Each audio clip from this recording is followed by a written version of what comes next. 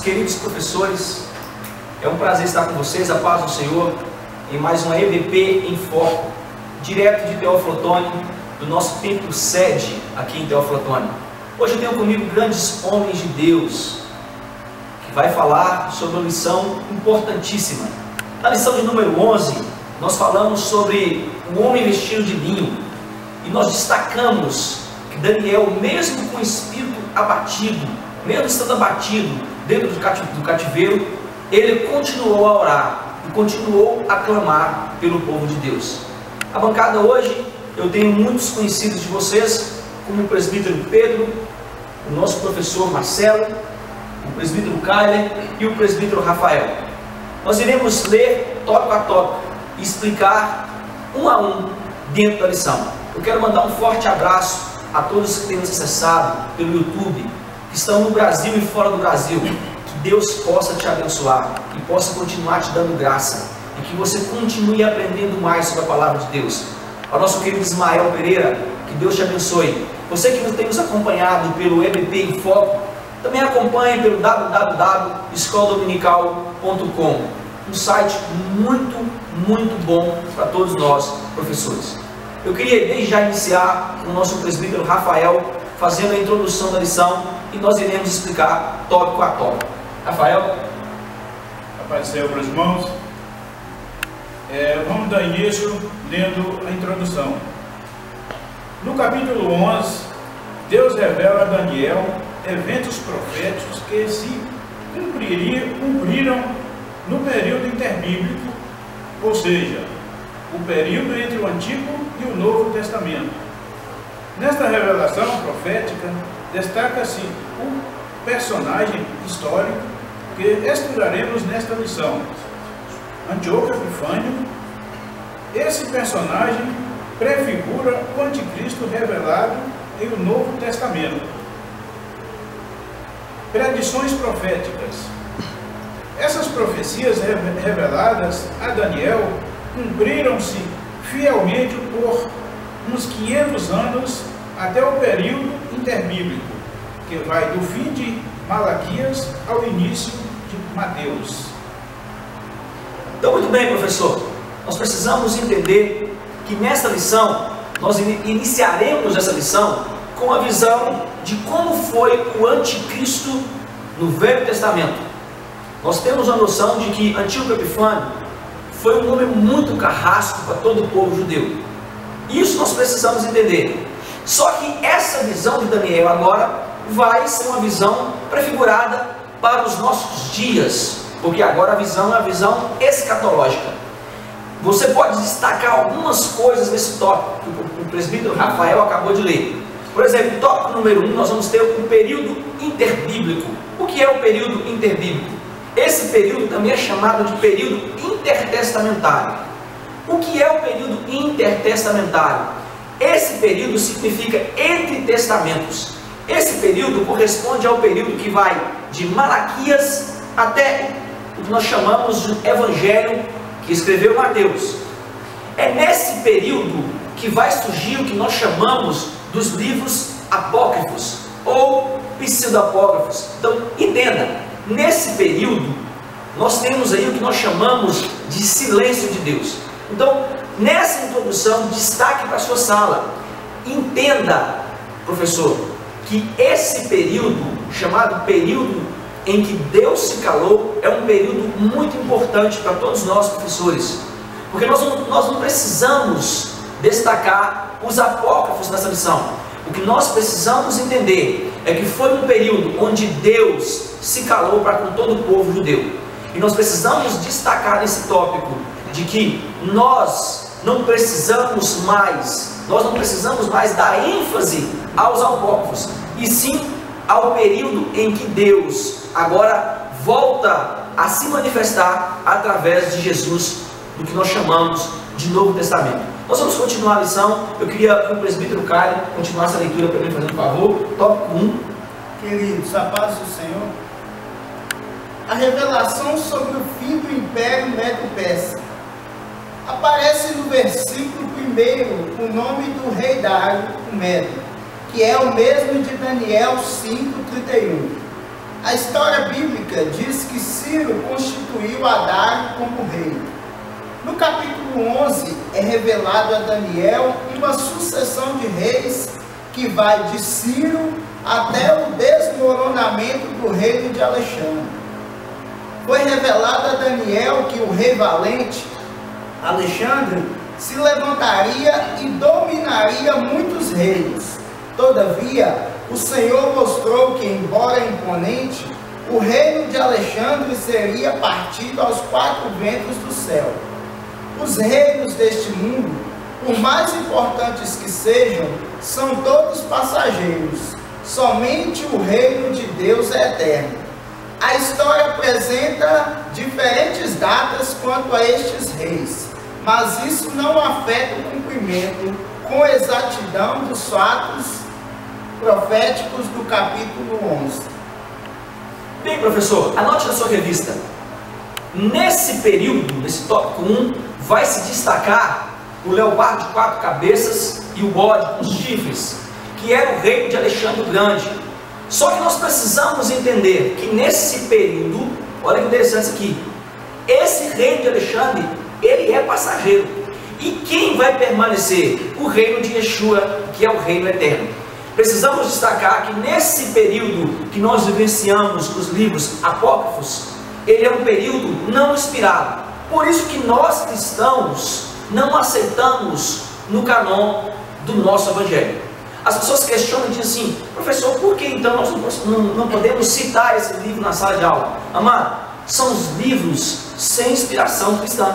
Eu até queria um pouquinho que o Marcelo falasse sobre isso, porque nós vamos destacar nesse período, um período em que houve o silêncio de Deus, não é isso? Houve o silêncio de Deus nesse período, que foi cerca de 500 anos. Então, logo de cara, a gente subentende que nesse período, se Deus não falou, não havia inspiração divina. Então, alguns livros apócrifos, inclusive, citam fatos históricos que ocorreram. Porém, há situações que não estão de acordo com o contexto bíblico. Por exemplo, no livro de Esther, alguns textos foram acrescentados. Livro de Macabeus, né, 1ª e 2ª Macabeus, aquele conto que tem também do Bel e o Dragão. São situações que não tem nada a ver com o contexto bíblico, nada a ver com o plano de salvação. Por isso, houve esse estudo, o pessoal da Septuaginta, com muito cuidado, catalogaram os livros que são canônicos, né, os livros são aceitos, e os apócrifos, que é sinônimo de falso, suspeito, oculto, não foram aceitos e não servem de forma alguma para o nosso conhecimento, para o nosso estudo bíblico. O que nós precisamos destacar, amados, é que nós, cristãos, damos ênfase ao que foi inspirado pelo Espírito Santo. Logo, se o livro não foi inspirado pelo Espírito Santo, nós não temos como cristãos, nós não temos como um período em que Deus falou conosco. Então, destaque isso para a sua sala, explique para a sua sala, faça-os entender de que o nosso Deus, para a nossa igreja, para as nossas denominações, Ele é soberano. Então nós temos que destacar esse fato de soberania, e desde o princípio eu venho falando sobre isso. O que é soberania? Soberania é o ato de governar sem ser questionado. Então, Deus, nós não questionamos o seu ato de reinar. Nós não questionamos porque Ele é Deus, desde o princípio até o fim. Então, vai se destacar nesse tópico a soberania de Deus. E Deus permaneceu em silêncio durante esse período, chamado de período intertestamentário. Eu vou continuar com a leitura com o nosso presbítero Caio. Por favor, meu amado, continua a leitura, por favor. Um rei valente. O rei valente que seria levantado era Alexandre Magno. A importância dessa profecia está no fato de que Deus, que dirige a história para que sua soberana vontade seja exercida, especialmente em relação a Israel. Até o versículo 35, a profecia de Daniel se concentra em revelar os reinos gentílicos. Depois, o foco principal passa a ser o povo de Deus e seus sofrimentos. Os reis do sul, descritos no versículo 5, eram os Ptolomeus, sucessores de Ptolomeu Sóter, general de Alexandre. E os reis do norte eram os Seleucidas, sucessores de Seleuco I, que e governou parte da Ásia Menor e Síria. Então, professor, anote na sua revista, olha que interessante. Depois da morte de Alexandre, no ano de 323 a.C., a Judéia ela ficou sujeita por algum tempo a Antígono. Isso aqui é interessante. Esse Antígono era um dos generais de Alexandre. Então, ele controlava o que nós chamamos a Ásia Menor. Então, vai se destacar Antígono nesse período, controlando a Ásia Menor. Esse Antígono, então, aquela divisão dos 4 reinos de Alexandre, a briga entre os generais, vai se dividir esse reinado. Então, esse reinado agora, logo a seguir, vai cair sobre Ptolomeu I. E por que ele tinha esse apelido de Sóter? Esse apelido de Sóter significa o libertador. Ele se considerava o libertador. Então nós precisamos destacar isso na revista. Ele achava que ele seria o libertador para todo o povo daquela ocasião. E isso não acontece, porque o reino dele irá cair. O qual ele captura, ele é quem leva o povo de Jerusalém ao cativeiro mais uma vez. Isso nós temos que destacar. Ptolomeu foi bondoso com os judeus. Por quê? Por que ele foi bondoso? Porque parte do povo, nessa ocasião, foi liberado. Ele tinha algumas brechas para o povo, dava algumas ênfases para o povo, como o culto, o oferecimento de sacrifício, toda essa coisa que Ptolomeu permitiu. Então, por isso que ele foi considerado bondoso entre os judeus.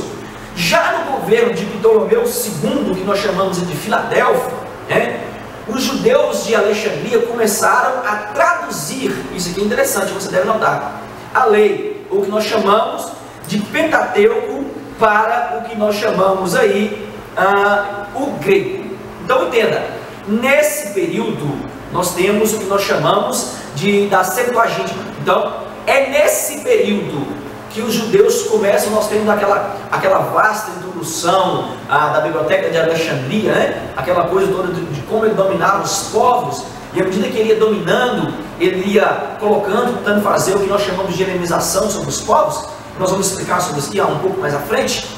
Nós vamos ver que a sua biblioteca é agora tomada pelo costume judeu. E nesse costume judeu, nós vamos ter agora o que nós chamamos de tradução do hebraico para o que nós chamamos de grego.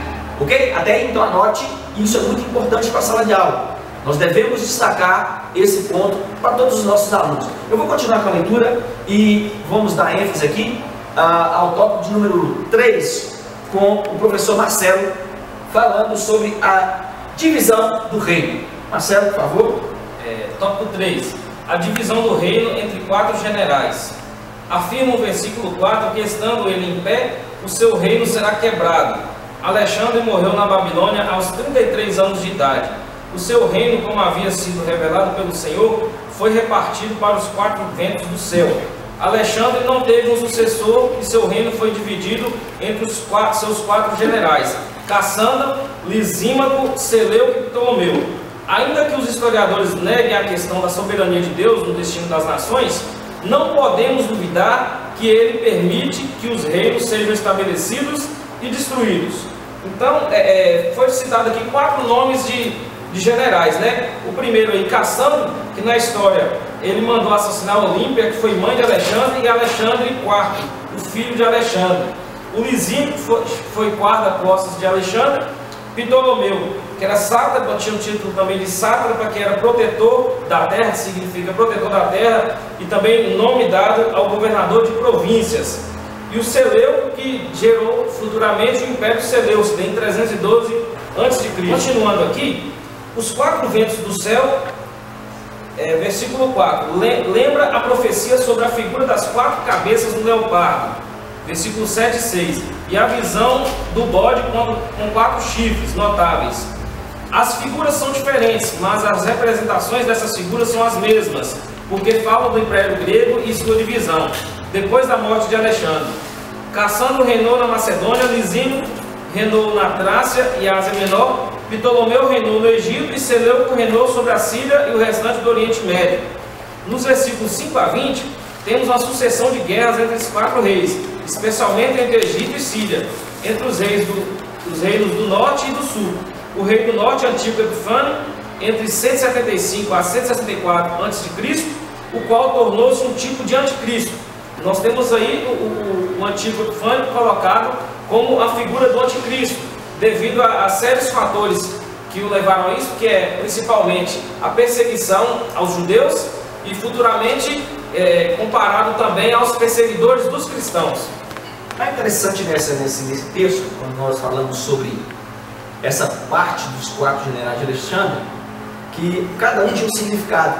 Por exemplo, nós pegamos essa parte de Ptolomeu, né, que era considerado sábio, né? Por quê? Porque ele dominou o Egito. E no Egito, essa cultura fazia com que todos chamassem de sábado. Era propriamente dito um deus. Entende isso aqui, professor? Outra coisa que se destaca aí é o Seleuco. Esse Seleuco, ele formou o que diz o professor Marcelo, o Império Seleucida, em 312 a.C.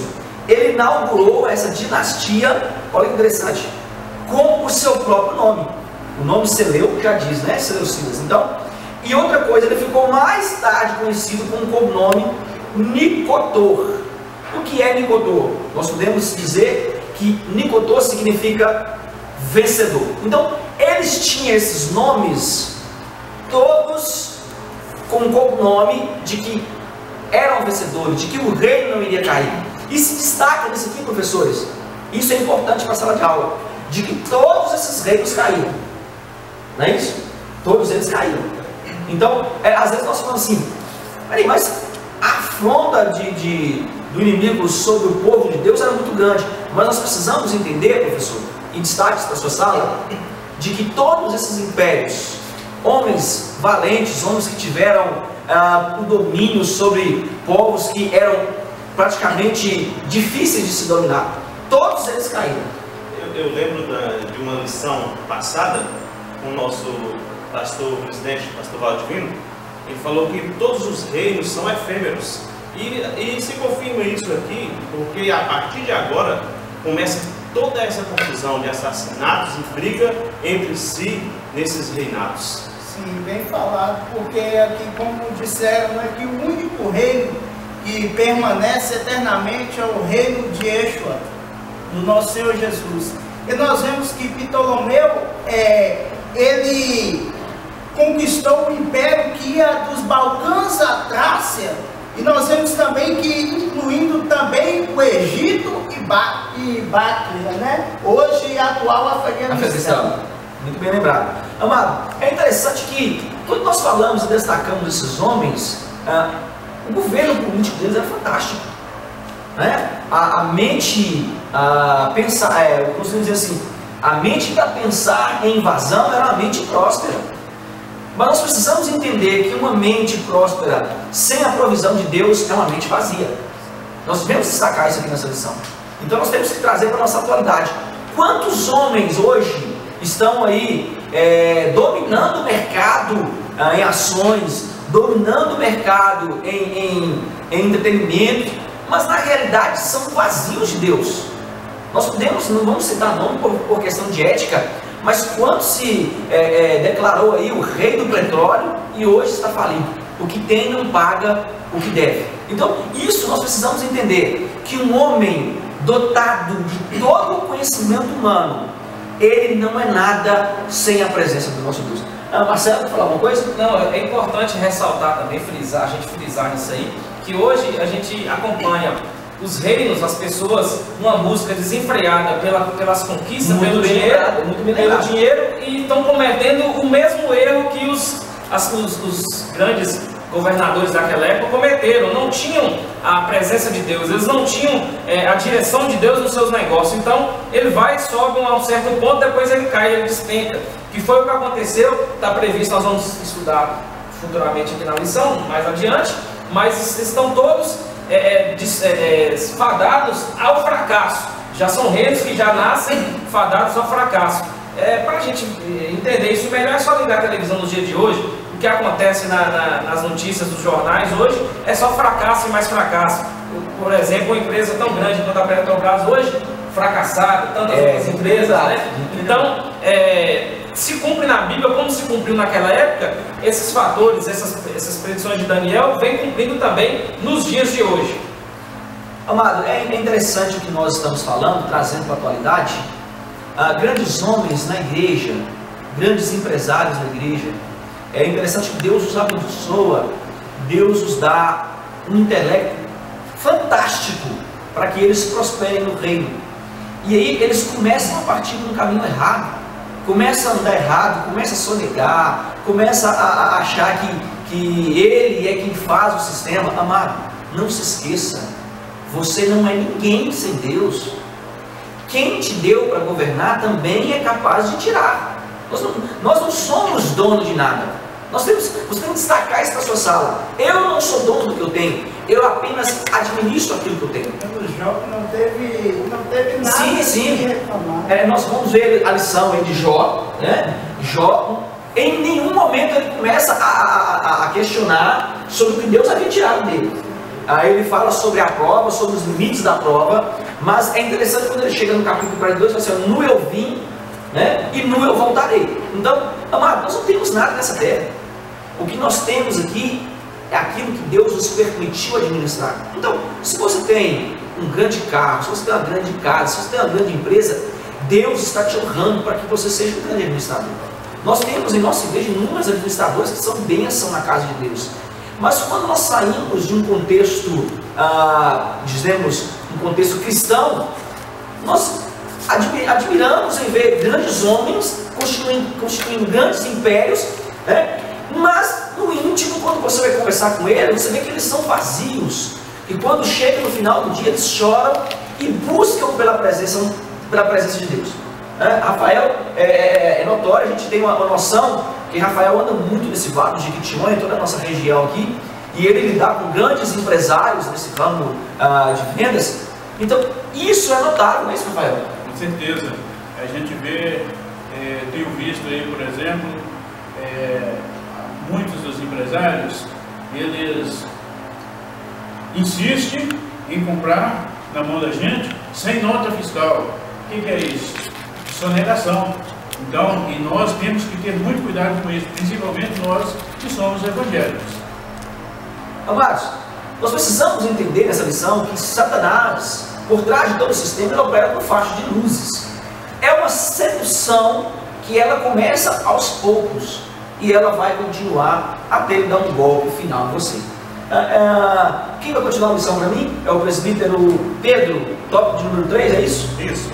Pode continuar para mim lá. Tópico 2. Tópico 2. O caráter perverso de Antíoco Epifânio. Os 4 generais de Alexandre, que se tornaram reis, não se contentaram com seus territórios e passaram a lutar entre si. Seleuco IV ocupava o trono da Síria em Antioquia e reinou de 187 a 175 a.C. Ele morreu envenenado e seu filho deveria assumir o trono, mas seu tio Antíoco Epifânio tomou o trono da forma mais ignominiosa e detestável possível. Assumiu o trono sírio e mudou seu título de Antíoco IV para Antíoco Epifânio, isto é, o glorioso. É interessante esse tópico, mano, que nele vai se destacar a sucessão. O que era para ser Seleuco, né, para ser uma sucessão dos filhos de Seleuco, agora nós vamos ver um golpe de Antíoco.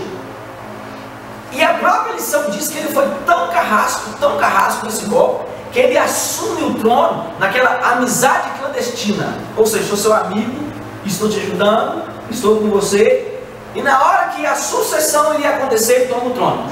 É o que nós chamamos de ele puxa o tapete. Essa sucessão, ela vai se dar num caráter ignominioso. O que é um caráter ignominioso, Pedro? Ignorante, né? Ignorante, isso aí. Muito bem destacado isso aí. Nós podemos dizer que é um caráter forjado debaixo de um baixo calão. Né? Aqui entra o poder da fama, né? Antíoco Epifânio, ele era ambicioso e ignorante, tanto que o seu sobrinho aqui, né, deveria assumir o reinado, e ele tomou, digamos, a força, né, da maior maneira ignorante possível. Então aqui entra o poder da fama. Ele Ele queria fama, ele queria ter o poder, e agora ele toma a força esse reinado. E vai se destacar nesse tópico, já se destaca nesse tópico, o nome. Porque todos eles mudam o nome. Então, Antíoco adversário, ele vai agora colocar agora Antíoco Epifânio, que significa esplendor. Ilustre. Então, nobre. Então, entenda isso aqui, amado.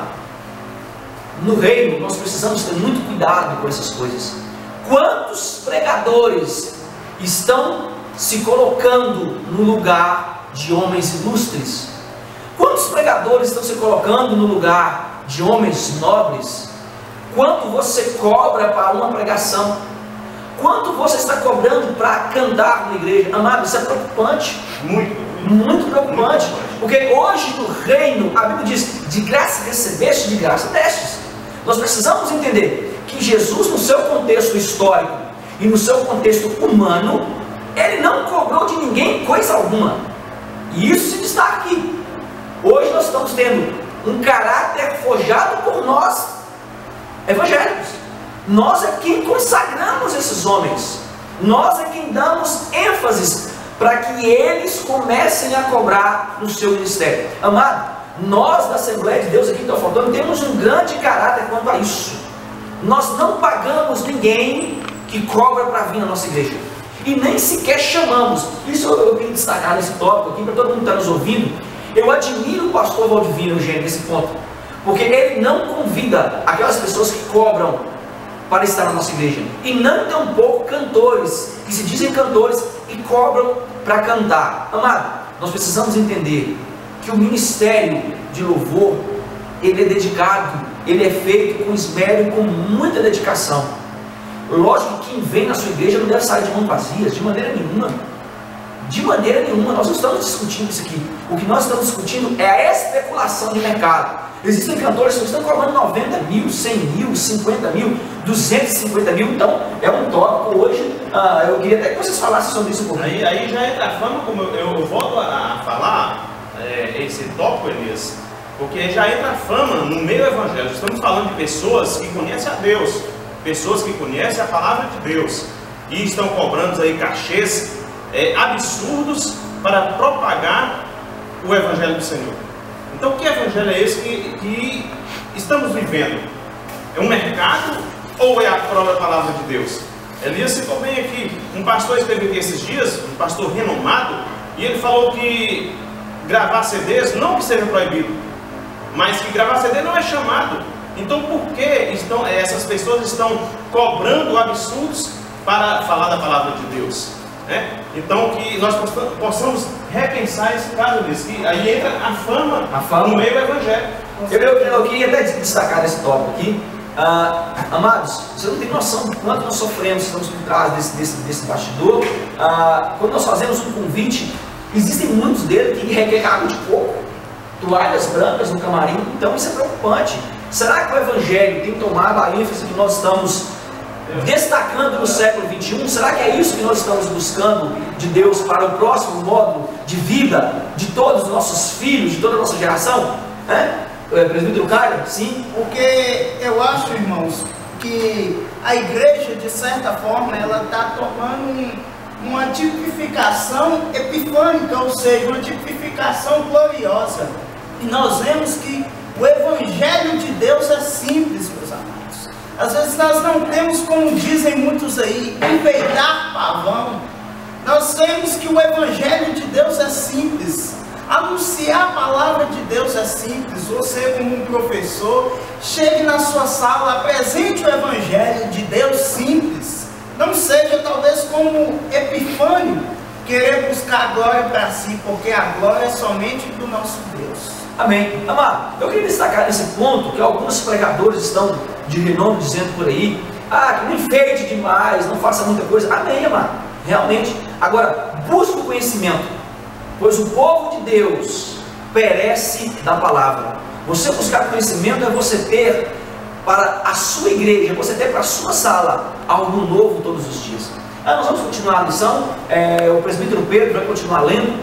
Por favor, meu amado, siga a lição. Antíoco Epifânio foi um rei perverso e bestial. Ele chegou ao poder em 175 a.C. e tinha apenas 40 anos de idade. Como já citamos, o vocabulário antigo significa adversário e Epifânio significa ilustre, o que é uma contradição. Segundo a história, reinou apenas 11 anos e morreu em 164 a.C. Porém, em seus poucos anos de reinado, usou artifícios mentirosos, enganosos e cruéis como ninguém. Antíoco Epifânio não tinha escrúpulo. Sua ascensão ao trono da Síria foi através de intrigas e engano. Ele derramou muito sangue em guerras, enriqueceu com os despojos quando lutou contra o Egito. O versículo 21 o chama de homem vil, porque fingido amizade e aliança, entregou no Egito e se apoderou do reino de Ptolomeu Filometor. Então entenda aqui, meu amado, isso aqui é importante nós destacarmos esse ponto. Isso aqui chama muita atenção. Durante o reinado do pai, nós precisamos entender isso aqui. Ele deu o que nós chamamos aí de autonomia aos judeus, na questão do culto, na questão de oferecer sacrifícios. Nós precisamos destacar isso aqui. Nesse ponto, nós teremos então dois grupos. Então ele toma o poder, Antíoco Epifânio vai tomar o poder agora, e vai se dividir em dois grupos. O grupo que nós chamamos de judeus piedosos, né, que era favorável, entende isso aqui, né, era favorável a continuar o processo que nós chamamos de adoração a Yahweh, e entra o que nós chamamos do processo de helenização. Destaca esse tema na sua sala. Por quê? Por razões financeiras, esses dois grupos se dividiram. E por razões financeiras, Antíoco Epifânio agora, ele vai permitir o ato da helenização do sumo sacerdote. Então, agora Jasão, entende isso aqui, que foi responsável pela construção de um ginásio, como instituição. Olha isso aqui interessante. Ele institui a Jasão, e Jasão constitui um ginásio de acordo com os modelos da cultura grega em Jerusalém. Então, destaque nesse ponto aqui o que nós chamamos de helenização. Alguma coisa para falar, meu Marcos? Esse ginásio, é bom lembrar que se deu também o início das Olimpíadas, né? Gregas daquela época, onde os participantes, os homens, competiam nus, extremamente nus, e levou a queda de vários sacerdotes que iam lá assistir algumas pessoas também, alguns judeus participarem desses eventos, né? Contrariando a vontade de Deus. Mas isso tudo nesse período interbíblico, onde Deus se calou dentro de diversas formas perversas que o homem estava sendo influenciado. Dentre elas também, o Antigo foi destacado aqui, que ele promoveu a helenização do novo território, que ele proibiu o culto judaico. Ele começou a proibir as dietas dos judeus, que entre tantas aí é a proibição de modos alimentares. Os modos alimentares, não podia comer carne de porco, eles obrigavam os judeus a comer. Então proibiu os judeus os cultos dos sábados, e fez coisas piores, que foi colocar uma estátua do deus grego Zeus no templo de Jerusalém. Então isso aqui destaca, anota na sua revista. São tópicos importantes que os professores estão dando para você, e à medida que você for assistindo, você vai destacando esses tópicos. Então olha o que é o ato de helenização então? Seria um ato que nós podemos chamar de hoje no contexto atual, culto ecumênico. Incluir uma cultura própria para todo mundo. O pessoal usa muito esse termo, culto ecumênico. Uma vez, numa certa feita, eu fui falar disso na escola bíblica, quase apanhei. Porque o pessoal já se acostumou com essa situação. Da mesma forma, naquela época, eles se habituaram com isso. Que na Grécia tudo pode, então vamos participar das Olimpíadas, né? Hoje vamos assistir novela, não tem nada a ver. Vamos para o campo de futebol, xinga palavrão. E vai influenciando com o mundo, vai agregando as culturas mundanas dentro do seio da igreja, e vai se misturando, repetindo as mesmas coisas que aconteceram naquela época. Muito bem também destacado que ele pegou, foi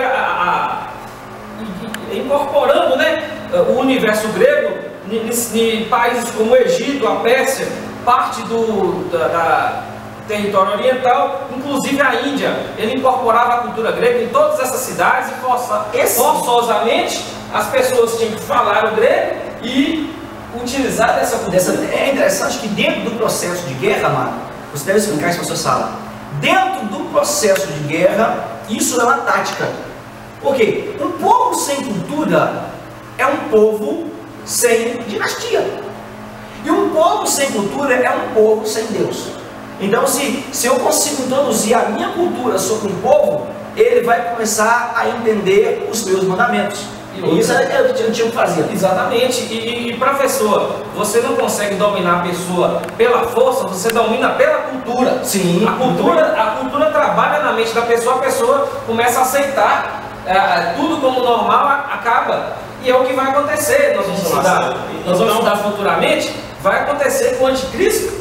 Ele vai introduzir uma cultura que todo mundo vai aceitar, todo mundo vai achar bonito, né? E vão aplaudir, vão colocá-lo de pé. Muito bem, Marcelo. Sim. Então eu faço uma pergunta. Então, esse ecumenismo, nós podemos dizer que ele está entrando hoje dentro da igreja, assim como aconteceu na época de Antíoco Epifânio? Claro, o ecumenismo ele vai entrando aos poucos dentro da igreja, tanto que muitas igrejas já aceitam isso aí. É muito comum, nós universitários, já participando de faculdade, você chega no final da faculdade, do curso, aí tem um grupo que é de uma determinada religião, outro de outra e outro de outra, fala, não, vamos aqui instituir, vamos fazer um culto ecumênico, quando vai ter um pastor, um sacerdote de outra religião, um padre, e vai fazer um macumbeiro, alguém, e vai fazer um culto só, né? Eu debati isso, eu glorifico a Deus que no meu curso, na minha formatura, nós deixamos bem destacado aqui. Vamos fazer trabalhos separados,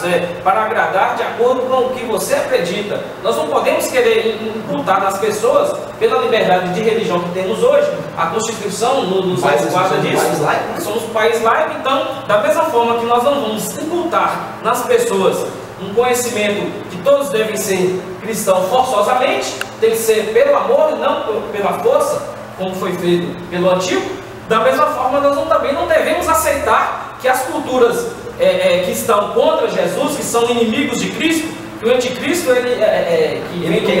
anticristo, ele é inimigo de Cristo. O inimigo, vamos trazer o inimigo para dentro da igreja, o inimigo para a gente falar, não, aqui é normal. Hoje em dia é muito fácil colocar que tudo é normal, tudo é fácil, tudo é simples. Eu vou continuar aí, meu irmão, nesse tópico aí.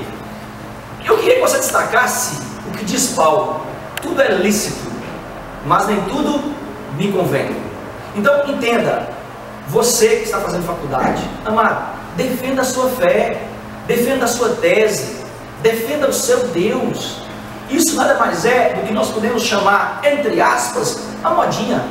Essas modinhas tentam invadir o povo de Deus e tomar para si a adoração que é de Deus para outros deuses. Nós vimos isso em todo o período de Daniel. Os outros deuses tomando a adoração que era do Todo-Poderoso para eles. Então, nós vamos destacar isso aqui e você anote na sua revista. Eu vou continuar a leitura. Agora o presbítero Rafael vai continuar para mim o tópico de número. Segundo ponto: Antíoco Epifânio invade Jerusalém. Foi bem. Antíoco Epifânio invadiu Jerusalém. Antíoco Epifânio, depois de ter entrado no Egito e ter tomado posse do reino de Ptolomeu, resolveu investir contra a Terra Santa, especialmente Jerusalém. Ele tinha um ódio enorme de Israel, por isso partiu para a profanação do templo e fez cessar os sacrifícios diários. Houve resistência da parte de judeus, fiéis que não cederam aos abusos de poder e a arrogância desse rei sírio. Ele ordenou o sacrifício de porcos sobre o altar sagrado para profanar o santuário. Olha que interessante, professor. Dentre as aberrações que Antíoco fez, vai se destacar a proibição do Shabat, que é de extrema importância para o povo judeu, a proibição alimentar, né? Vai se destacar o sacrifício de porcos sobre o templo, Isso aqui, meu amado, para os judeus, isso é um ato. Você não tem noção do que o judeu como sendo patriota e sendo ele cristão, amoroso e temeroso ao seu Deus, esse ato, nós devemos entender que esse ato de cristão aqui, esse cristianismo que eles têm é muito mais aprofundado que o nosso. Então, eles amam o Todo-Poderoso. Então, essa profanação agora vai se destacar na carreira de Antíoco Epifânio. E ele, então, agora faz o que nós falamos com o professor Marcelo aqui. Ele levanta, dentro do templo, uma imagem do deus pagão chamado Zeus. Isso para o judeu, amado, isso aqui é incomunicável. Não tem nem como nós falarmos o que sentiu o povo judeu quando ele faz isso. Você tem noção do que é alguém chegar na sua igreja e colocar uma imagem de todo tamanho e fazer você adorar dentro da sua igreja? Antíoco Epifânio fez isso. E hoje acontece da mesma forma, né? Nós não podemos. Hoje, de maneira, nós não vamos explicar isso. Hoje na igreja, às vezes, tem estátuas de deuses, né? Estátuas gigantes que são colocadas, são autocolocadas, né? Colocadas dentro da igreja, de pessoas que acham que são divindades por ter um cargo social, por ter um cargo político, ou talvez porque tem uma condição financeira superior à das outras pessoas, né? Eu quero dizer para essas pessoas, se tiver alguém assistindo, você está atrapalhando a obra de Deus, você está se colocando como pedra de tropeços para os irmãos, porque você não é o foco. O foco da igreja hoje é Jesus, o foco do evangelho é Jesus, e não as pessoas que se colocam acima de Jesus. Então vamos deixar bem claro e notável a todos que estamos assistindo que nós temos pequenos Antíocos Epifânios dentro da igreja. É isso? Com certeza? E pequenas estátuas de deuses Zeus. E pequenos Zeus. Então, amado, olha que interessante esse tópico. Quando você assume a postura em que a glória é sua, Deus sai de foco e você entra em foco. Então, Deus, Ele é digno de toda adoração, de toda honra e de toda majestade. É dele. Nós somos meros servos, né? Nós podemos dizer que nós somos doulos. Esse significado de doulos aí nada mais é do que servos. Então, quando você é servo, você faz aquilo em que seu Senhor quer que você faça. E no reino, à medida em que nós vamos crescendo, nós estamos diminuindo. Porque se hoje eu sou diácono, se amanhã eu sou presbítero, se depois eu sou evangelista, eu estou servindo. Hoje nós estamos servindo a você que está do outro lado. Você está aí nos assistindo e nós estamos aqui te servindo. Então nós somos meros servos. Você na sua sala de aula é um servo. Você está servindo aos seus alunos. E os seus alunos vai servir ao mundo aí fora. Então todos nós, em conjunção, dentro do Evangelho, somos servos do Todo-Poderoso. Vamos continuar o tópico de número 3. Antíoco Epifânio era cruel com o nosso presbítero Caio. Ao invadir Jerusalém, Antíoco Epifânio desrespeitou valores morais e éticos da sociedade israelita. Estabeleceu regulamentações contra a circuncisão, a observância do sábado e outras práticas dietéticas do povo hebreu. O versículo 31 fala da abominação desoladora, quando Epifânio construiu um altar a Zeus, deus grego, sobre o altar dos holocaustos no templo. Então vamos entrar nesse tópico. Eu queria destacar nesse tópico essa situação que nós chamamos de helenização, essa introdução da cultura pagã dentro do costume judeu, vai provocar o que nós chamamos de uma revolta entre o povo judeu. Essa revolta então vai chegar ao fim, e aí nós vamos ver aqui a soberania de Deus. A soberania de Deus agindo em seu povo. Vai chegar ao fim do ano de 164 de Cristo, quando se cumpre o que está escrito em Daniel 11, versículo 45. Professor Marcelo? É importante ressaltar que nesse ano de 164 acontece a morte do rei Antíoco, que foi cumprindo-se o que está escrito, que o nosso amigo presbítero Elias falou, a morte do Antíoco sem socorro algum, então ele não teve socorro algum. Quer ver o que está escrito? Ó?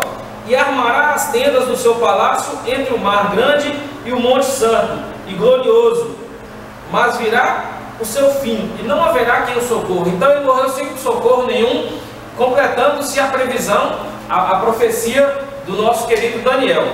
Amado, então entenda, olha, a estrela de Antíoco Epifânio agora é apagada, e nós vamos ver então, mais uma vez, a soberania de Deus sobre todo o povo, sobre toda a terra. Tópico de número 3, Antíoco Epifânio, tipo de anticristo. Presbítero Caio, por favor. O homem vil que chega ao poder. Até o versículo 35, a história se cumpriu perfeitamente. A partir do versículo 36, os fatos acontecem de modo especial e fala de um rei que agirá segundo a sua própria vontade. Trata-se de um homem que chega ao poder, prospera, cresce em força e então investe contra o Deus de Israel. Esse rei, na figura de Antíoco Epifânio, assume o papel de divindade. Essa profecia tem um respaldo do Novo Testamento, nas palavras de Paulo, quando diz que se opõe contra tudo que se chama de Deus ou se adora. Então, amado, eu vou destacar nessa lição aquilo que o professor Marcelo já falou. Quantas as pessoas dentro da igreja se sentem semideuses? E isso é um perigo, porque eu vou destacar o tópico em que o professor Marcelo diz: você está atrapalhando a obra de Deus. Você está atrapalhando o desempenhar do povo de Deus. Porque a honra, a majestade e a glória é dele. Então, nesse ponto, nós precisamos entender que existem inúmeras pessoas que estão atrapalhando o desenvolvimento da obra. Quantos pastores estão sofrendo no campo? Quantos professores estão sofrendo na sala? Porque existem pessoas que eles acham que eles são intocáveis dentro da igreja. Amado, reflita sobre isso. Coloque seu aluno para pensar sobre isso, sobre os problemas que foram gerados no passado e quantos problemas estão sendo gerados nos dias de hoje. Eu queria continuar com o professor Marcelo, o tópico de número 2, não é isso? O futuro governante, né, mundial. Professor Marcelo, por favor. Perfeitamente. O futuro governante mundial no tempo do fim. Nos versículos 36 a 45 do capítulo 11, está escrito que ele fará conforme sua própria vontade. O versículo 40 fala do fim do tempo, apontando para a grande tribulação, que é a 70ª semana do texto de Daniel. Nesse período, os reis do norte e do sul se unirão numa coligação de nações, na terra gloriosa, para a grande batalha do Armagedon, onde o anticristo será derrotado na segunda vinda de Cristo. Muito bem, amados. O anticristo é muito importante ressaltar que essa palavra ela tem a origem do grego, que é anticristos, que significa contra Cristo, né? Então é uma pessoa que ela é inimiga de Cristo, né? No Novo Testamento, o apóstolo João emprega esse termo. Em 1 João, se alguém puder ler, por favor, 1 João 2, 18 ao 22. Então, nós podemos dizer, temos religiões que negam a Jesus e não reconhecem Cristo como ressurreição.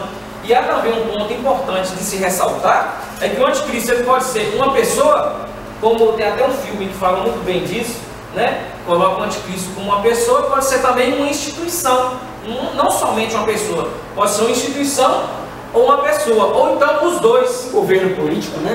Então, a gente fica naquela imaginação, não, quando o anticristo nascer, todo mundo vai saber quem é, que vai ser um cara que vai apaziguar tudo.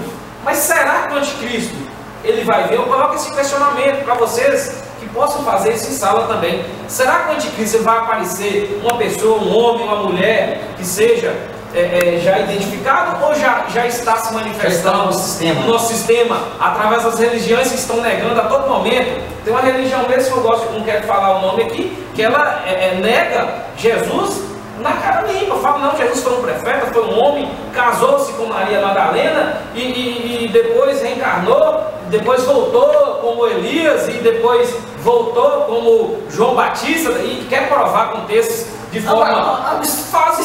helenização. Helenização, um absurdo. É uma verdadeira aberração. Aberração. E hoje a gente vê, né? Infelizmente não há como negar isso. Você liga na televisão, numa novela, num determinado canal aí, que é um absurdo, coloca isso como se fosse uma regra. Não, que agora até as pessoas são médios, é isso, não sei aquilo, e quer imputar isso na sociedade, como se Jesus não existisse e que você fosse reencarnar 1, 2, 3, várias vezes. Quando nós falamos desse tópico de helenização, às vezes nós achamos que nós estamos distante, muito distante.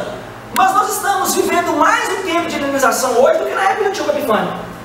As novelas, os desenhos, os videogames, eles tentam empurrar goela abaixo aquilo que nós cristãos não admitimos no nosso meio. Mas outrora existem pessoas dentro de casa concordando com tudo que está passando. Amado, desligue sua televisão nesses horários. Não dê ênfase para a helenização no nosso meio. Seja profeta de Deus para o seu tempo. Assista aquilo que edifica a sua alma, né? Bem lembrado isso aqui, muito bom, Marcelo. Inclusive, eu quero falar em nome de toda a igreja e de vários pastores da nossa denominação. O tipo de governo, não estou citando o nome, estou falando o tipo de governo que nós estamos vivendo é um tipo de anticristo, ou seja, se opõe tudo aquilo que se chama Cristo, se opõe tudo aquilo que se refere à palavra de Deus.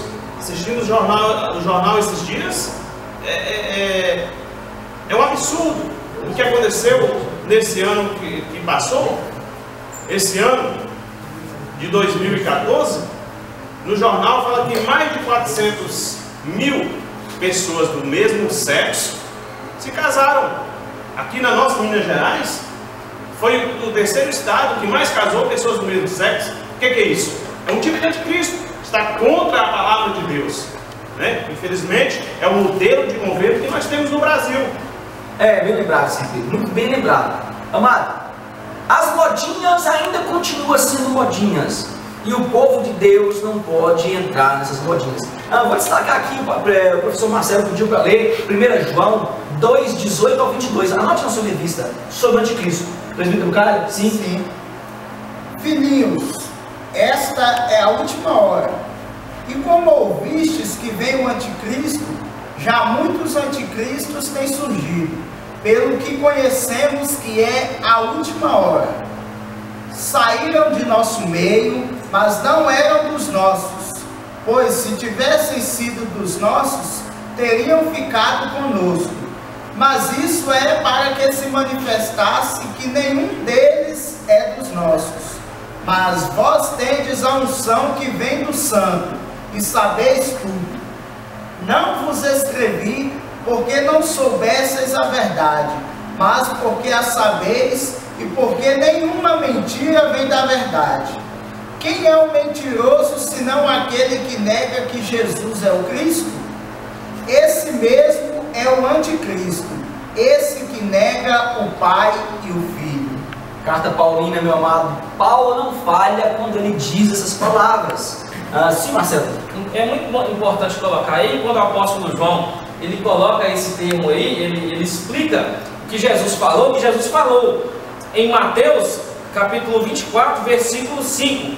Porque muitos virão em meu nome dizendo, eu sou o Cristo, e enganarão a muitos. E também logo à frente, ele fala no versículo 23 e 24, então se alguém vos disser, eis que o Cristo está aqui ou ali, e não lhe deis crédito, porque surgirão falsos cristãos e falsos profetas, e falarão tão grandes sinais e prodígios, que se possível fora, enganarão até os escolhidos. Então, Jesus colocou primeiro esse ponto, que esses falsos profetas se levantariam, e há de se levantar mesmo, ele tem se levantado, e o apóstolo João explica que eles podem, inclusive, sair do nosso meio, podem sair das nossas igrejas, foi colocado, né? Então, para enganar o povo, justamente para enganar, para poder imputar na sociedade o que chamamos hoje de ecumenismo, de helenização, né? Para criar uma doutrina só pagã, uma doutrina que não vai. Sim, Marcelo. Eu vou continuar, eu acho nesse bloco aqui,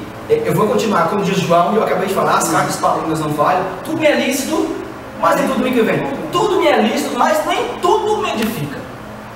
Será que essas coisas. A gente vê muito hoje campanha das 7 chaves, né? Aquela coisa. Será que isso edifica? Será que tem edificado o povo de Deus? Será que nós, como servos de Deus, estamos buscando a Deus nessa campanha ou estamos buscando somente o nosso lado carnal? É uma pergunta chave nesse momento. Será que você vai lá para buscar a Deus? Porque quando nós entendemos o sistema de culto é eu me entregar a minha adoração, é eu me doar ao Senhor. Nós viemos para a igreja porque eu quero, porque eu busco, porque eu preciso. Então nós temos que entender, meu amado, nós estamos vivendo os últimos tempos do Todo-Poderoso aqui na terra. Então nós precisamos entender que a Ele é a honra, como diz Daniel, a Ele é a glória, somente dele. Sim. Só que eu acho que grande parte da igreja hoje, ela de certa forma está fadada ao fracasso pelo fato de não adquirir este conhecimento dentro da palavra de Deus. E aí, como os irmãos disseram, entra a helenização, entra o ecumenismo dentro da igreja, e vai chegar um tempo em que os que em parte se dizem cristãos evangélicos não terão como se defender porque não tem conhecimento na palavra de Deus. Amado, isso é bem lembrado. Até esse termo eu afirmo. Sim. Isso aqui nós podemos dizer, porque nós estamos vivendo hoje uma helenização dentro das igrejas e um processo, eu posso dizer isso como teólogo, é um processo de libertação cultural dentro da igreja.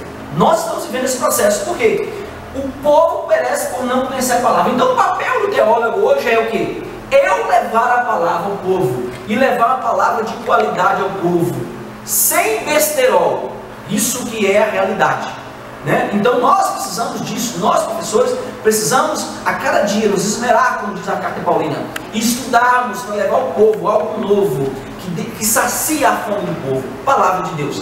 O tópico número 3, precisão profética, diz assim: como vimos, Antíoco Epifânio é um personagem da história que representa o rei futuro, o anticristo, que provocará o grande conflito com Israel e fará tudo para destruir a nação, até que venha o Senhor para aniquilar o seu poder. Então surgirá, mas nós precisamos entender que nós estamos centrados na palavra de Deus, com bases para defender a nossa fé.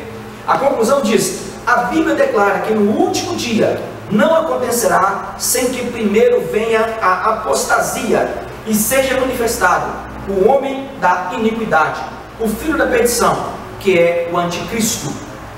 Isto se dará no período da grande tribulação. Todavia, anote isso aqui, meu amado, a igreja do Senhor não estará mais na terra, e assim não verá o anticristo.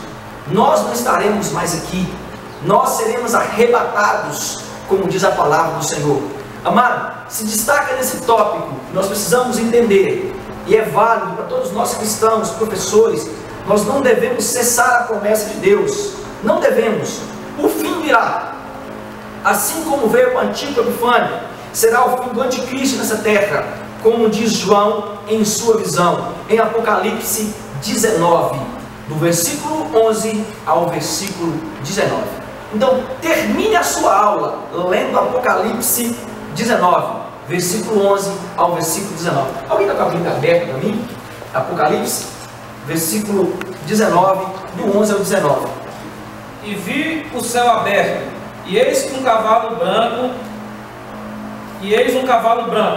o que estava sentado sobre ele chama-se Fiel e Verdadeiro, e julga e peleja com justiça. E os seus olhos eram como chama de fogo, e sobre a sua cabeça havia muitos diademas, e tinha um nome escrito que ninguém sabia, senão ele mesmo. E estava vestido de uma veste salpicada de sangue, e o nome pelo qual se chama é a Palavra de Deus. E seguiam nos exércitos que há no céu em cavalos brancos e vestidos de linho fino, branco e puro, e da sua boca saía uma aguda espada para ferir com ela as nações. Ele as regerá com vara de ferro, e com o mesmo é o que espisa o lagar do vinho do furor e da ira do Deus Todo-Poderoso. e na veste e na sua coxa tem escrito este nome: Rei dos Reis e Senhor dos Senhores. Então, amado, guarde isso para a sua sala. Leve isso para a sua sala. Ele vem montado num cavalo branco. O nosso rei, o grande Messias, o tão esperado de todas as nações, o tão aguardado de toda a sua noiva, ele virá. E nele, diz a palavra de João, está escrito: Rei dos Reis, Senhor dos Senhores. Nós terminamos aqui desejando a você um Feliz Natal, em especial aqui em Teófilo Otoni, para todos os lugares que estão nos vendo fora do Brasil. Eu queria desde já agradecer a todo o povo dos Estados Unidos, Japão, ao pessoal da Alemanha, ao pessoal de Portugal, Bélgica, Guiana Francesa. Amado, é uma bênção estar com vocês que estão nos assistindo. Que Deus possa te abençoar. Se for possível, mande link para a gente, mande a sua pergunta, mande o seu abraço com o seu nome. Será um prazer mandar um abraço a todos os professores que estão aqui, para você, aonde você estiver. Amado, é um prazer estar aqui com vocês. Que Deus possa continuar te abençoando, abençoando a sua sala. Eu vou deixar aqui as considerações finais com o nosso presbítero Rafael. Que Deus te abençoe. Que Deus abençoe a todos. Eu quero agradecer mais esse momento aqui, desejando um Feliz Natal a todos os participantes, a todos que estão nos assistindo. Que Deus abençoe. Presbítero Carlos. Amados, gostaria de externar aqui meus agradecimentos. Que você possa ter um Feliz Natal, que possa abençoar, Deus possa abençoar a sua vida grandemente, em nome de Jesus. Nosso amigo professor Marcelo. Eu quero dar o meu abraço a todos os nossos ouvintes da internet. Que Deus possa abençoar grandemente a sua vida nesse final de ano, nessas festividades de Natal. Que Deus possa abençoar grandemente a sua vida. E gostaria de colocar o que foi colocado no nosso texto-chave aqui, em 2 Tessalonicenses, capítulo 2, versículo 3 e 4. Ninguém de maneira alguma vos engane, porque não será assim sem que antes venha a apostasia e se manifeste o homem do pecado, o filho da perdição, o qual se opõe e se levanta contra tudo o que se chama Deus ou se adora, de sorte que se assentará como Deus no templo de Deus, querendo parecer Deus. Então, meus amados, essa apostasia não venha e você, junto com a sua turma, na sua igreja, com seus alunos, você venha colocar que eles cada dia mais busquem mais conhecimento da palavra de Deus. Que esse tempo do anticristo, ele não está por vir, ele já está se manifestando hoje. E que essa manifestação não venha prejudicar a sua vida ministerial, a sua vida diante de Deus. Nosso presbítero Pedro, suas considerações, meu amado. Mais uma vez, quero agradecer primeiramente a Deus, aos irmãos que estiveram aqui e a todos que estão nos assistindo. Que Deus possa te abençoar, que você possa buscar mais a Deus, convicto que nós vamos morar no céu. Apocalipse 4:11. Digno és, Senhor, de receber glória e honra e poder, porque tu criaste todas as coisas e por tua vontade são e foram criados. Que Deus possa abençoar em nome de Jesus. Amado, o fim vem, mas nós não estaremos aqui porque nós seremos arrebatados. Eu queria terminar esse momento dando as mãos. Eu queria que você fizesse na sua sala, levantasse as mãos dos seus alunos e que mais uma vez nós possamos dizer: Maranata, Maranata, ora vem, Senhor Jesus, porque teu é o reino, a majestade, a honra e a glória para todos sempre. Amém. A paz do Senhor e que Deus te abençoe.